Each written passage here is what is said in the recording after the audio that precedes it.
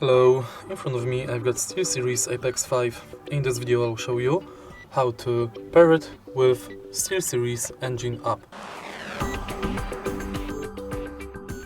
In the beginning make sure that your keyboard is connected with the PC and now enter SteelSeries GG app. Now enter Engine and as you can see your SteelSeries Apex 5 is already paired.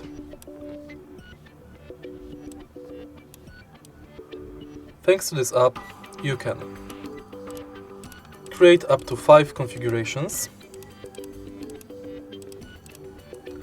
manage key bindings, illumination, and OLED and settings.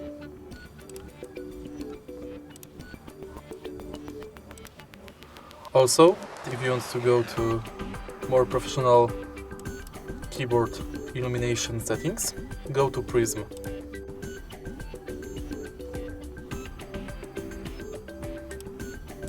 And that's basically it. If you find this video helpful, please leave like, comment and subscribe.